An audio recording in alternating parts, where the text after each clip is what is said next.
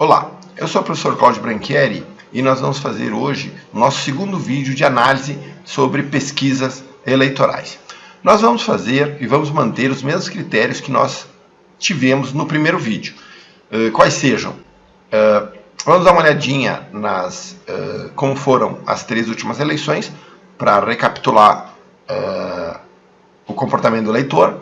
Vamos analisar as quatro principais pesquisas divulgadas essa semana: Datafolha, Ibope, BTG Pactual e CNT Census. CNT Census substitui a do vídeo anterior da Paraná Pesquisas, né? Porque a Paraná só divulga uma pesquisa por mês. E depois nós vamos fazer projeções de segundo turno. Tá? Então, nas projeções de segundo turno eu mantenho os mesmos critérios que eu adotei no primeiro vídeo. Ou seja, a gente vai conseguir perceber para que lado as pesquisas estão indo. Né? Quem está se beneficiando mais com as novas pesquisas em relação à primeira. Quando a gente fizer um próximo vídeo, a gente vai poder conseguir colocar uma do lado do outro e conseguir ter uma percepção geral de comportamento do eleitorado. Certo?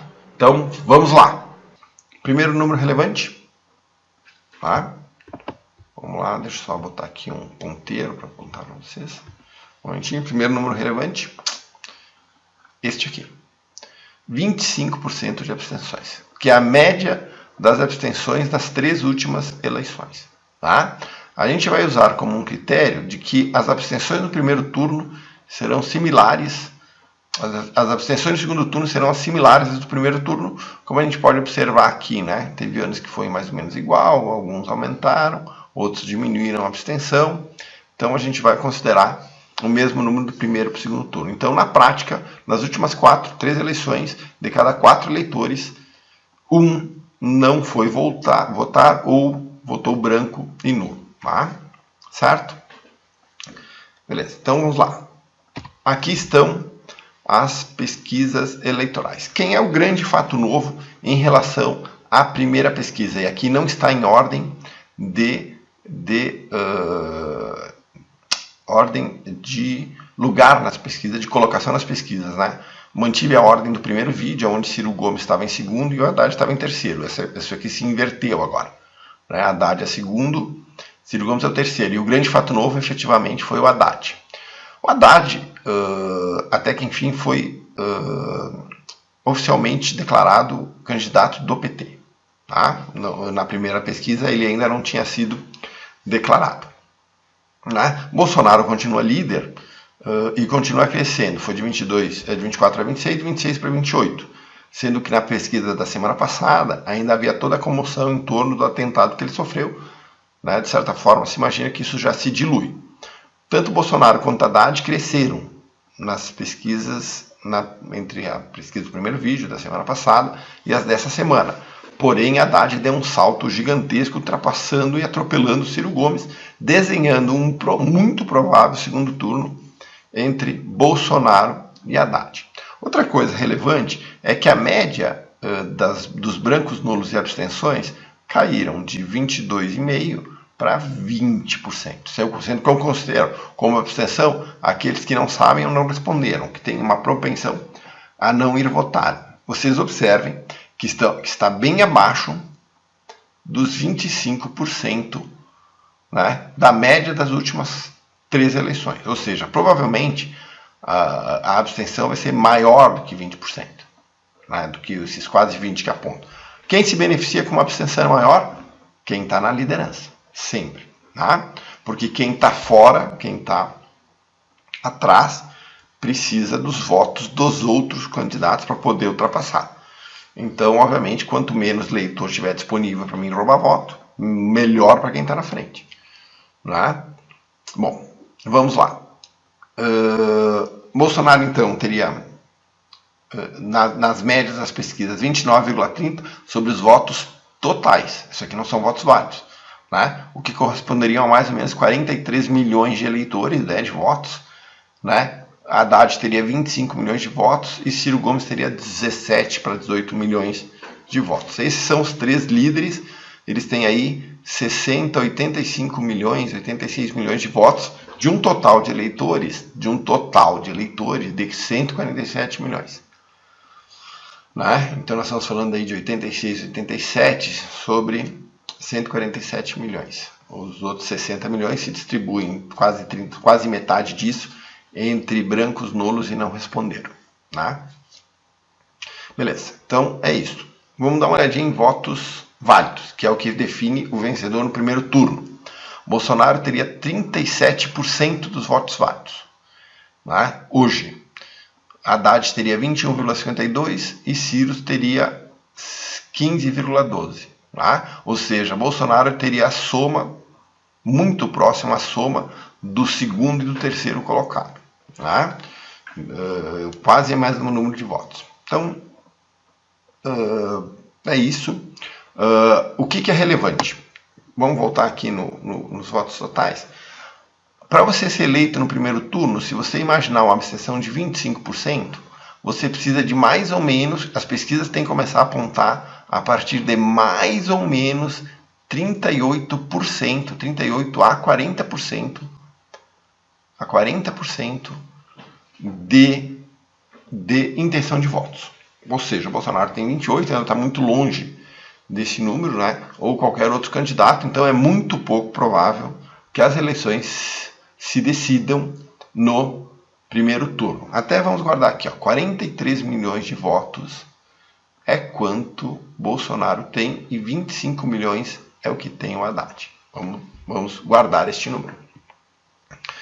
Então, 36,77% dos votos válidos para Bolsonaro, a soma dos dois anteriores. Não há nada mais né? Aqui 80% dos votos são os válidos, os outros 20% é abstenção. Eu acho que esse número vai ser maior.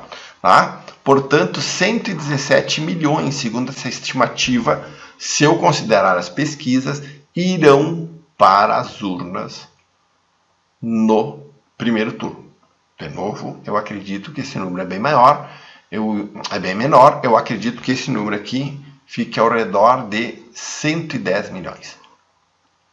Né? Porque eu realmente acredito uns 25% de abstenção total. Mas as pesquisas indicam 20%, vamos adotar isto como critério.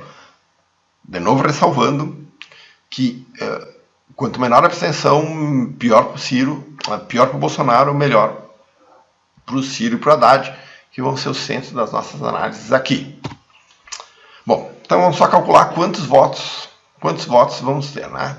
Se eu considerar a média das últimas 3 eleições, e partindo da ideia de que eu tenho 147 milhões de pessoas aptas a votar, nós teríamos uma estimativa de 110 milhões de votos.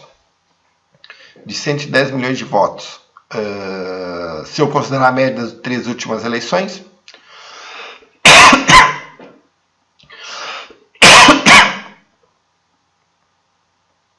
e teríamos também a necessidade, sendo isso, esse aqui uma verdade, o vencedor no primeiro turno teria que ter 54 milhões, 839 mil votos. Ou seja, para você ganhar no primeiro turno, você precisa de 55 milhões de votos. O Bolsonaro tem 43, falta 12. Haddad tem 25, falta 30 milhões. Ou seja, estão muito longe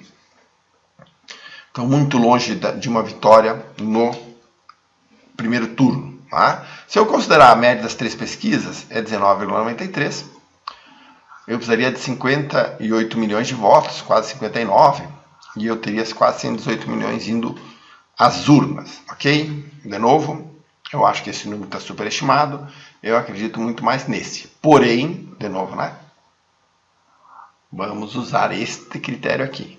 Este número aqui. Certo? Vamos lá?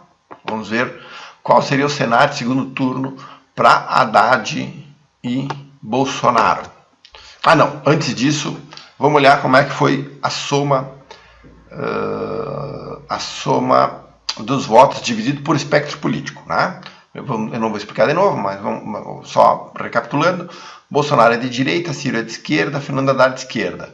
Alckmin e Marina é de centro-esquerda. Amoedo de centro-direita, Meirelles e Álvaro de centro, o Cabo Daciolo de direita, Vera Lúcia e Boulos de esquerda. Tá? Quando eu pego as estimativas das pesquisas e distribuo por esse espectro político, eu tenho o seguinte: isso aqui é a primeira análise. Eu tinha quase 52% da esquerda contra 41,55% da direita. O que aconteceu agora? A esquerda aumentou 1,5%. E a direita aumentou 0,44%. E o centro aqui, né, representado pelo Meirelles e pelo Álvaro Dias, diminuiu. Ou seja, a esquerda está mais forte a esquerda está mais forte nessa amostragem eleitoral do que na anterior. Bom, vamos aqui ver como é que vai ficar Bolsonaro versus Haddad. Bom, aqui estão os votos válidos do Bolsonaro no primeiro turno, 36,77. E aqui estão os votos válidos do Haddad no primeiro turno, 21,52. Né? Eu imagino que toda a esquerda vai transferir 100% dos votos para o Haddad. Né? 100% dos votos do Ciro, do Boulos e da Vera Lúcia vão para o Haddad. 60% do Alckmin vai para o Haddad. 75% da Marina vai para o Haddad. Ou seja, uma transferência grande desses caras para a esquerda. Né? E no caso do Amoedo, Henrique Meirelles e Álvaro Dias, então uma transferência de 75% para o Bolsonaro contra 25% para a esquerda. E o Cabo Daciolo, 90% para o Bolsonaro, 10% para a esquerda. Para a gente ter uma ideia do incremento. Quais são as dúvidas aqui? Primeiro, obviamente, é uma estimativa muito ousada dizer que todos os votos do Ciro se transferem automaticamente para o Haddad. Não é pouco provável que isso aconteça, mas para a gente ter uma análise assim, mais conservadora, sem muitos critérios, a gente pegou a esquerda mais radical e jogamos toda ela para o colo do Haddad. Tu teria o Geraldo Alckmin e a Marina como quase centro-esquerda ali. Não dá para se medir aqui quanto seria o antipetismo, já que se diz muito que a taxa de rejeição do Bolsonaro é muito alta, mas a taxa de rejeição do PT também é muito alta. Então a gente não sabe quantos votos antipetistas estão concentrados entre Alckmin e Marina. Mas, de qualquer forma, é o mesmo critério que eu adotei na primeira análise. Então, eu mantenho esse critério de análise para saber se o Haddad melhorou em relação à primeira análise ou piorou. E aí, meu amigo, eu tenho más notícias para Bolsonaro. Se na primeira análise você tem a Bolsonaro ganhando com quase 4% de diferença, você tem agora Bolsonaro perdendo com 1% de diferença. Ou seja, melhorou para o Haddad, o incremento da melhora aqui para o Haddad foi de 5% de votos. É muito voto. Praticamente, eu não fiz aqui bem uma cruz, né? Porque aqui eu tenho mais votos do que eu tinha na primeira análise. Na primeira análise, como estava muito alta a ideia de abstenção, né? Era 22,5%, já estava mais próximo da realidade, e aqui ela está muito baixa. Então, isso mudou um pouquinho, mas veja bem, não é uma boa notícia. Porque para quem é eleitor do Bolsonaro, você tem na primeira análise um incremento nas pesquisas pró-esquerda, e você enxerga isso em migrando para o Haddad como uma possibilidade grande dele ganhar no segundo turno. Ou seja, o risco da volta do PT ao poder, ele é real, né? Segundo as minhas análises aqui. Né?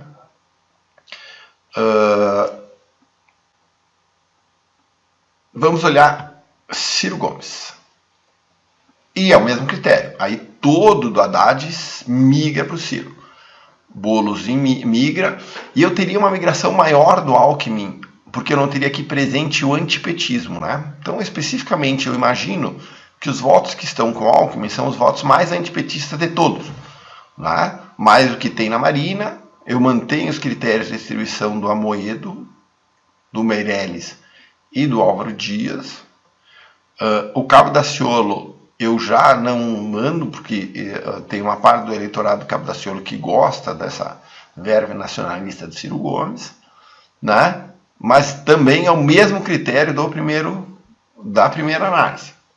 E de novo eu tenho mais notícias para o Bolsonaro, porque se antes ele ganhava com 1 ponto percentual de diferença, aqui ele perde para quase 4%. Ou seja, em que pese Bolsonaro tenha crescido e Ciro caído, as chances de vitória no segundo turno aumentaram de Ciro em relação ao Bolsonaro, assim como de Haddad em relação ao Bolsonaro. Tá? Então não é uma boa notícia para quem vota em Bolsonaro. Mas minha análise é partindo de premissas e de critérios próprios, certo? Mesmo partindo disto, o Ciro teria mais chances de vencer o Bolsonaro do que o Haddad, mesmo analisando critérios subjetivos próprios. O que indicam as pesquisas. As pesquisas também indicam uma provável vitória do Ciro no segundo turno contra Bolsonaro e um empate entre Bolsonaro e Haddad. Né? Então, as pesquisas elas vão revelando um aumento do número de votos na esquerda e uma probabilidade maior de que um candidato à esquerda, seja Ciro ou Haddad, suba a rampa do Planalto em 1º de janeiro. Certo? Então, essa foi a análise. As pesquisas elas foram pró-esquerda contra candidatos de centro-direita ou direita. Tá? Então, isso é o que a gente pode concluir nesta última análise. Certo?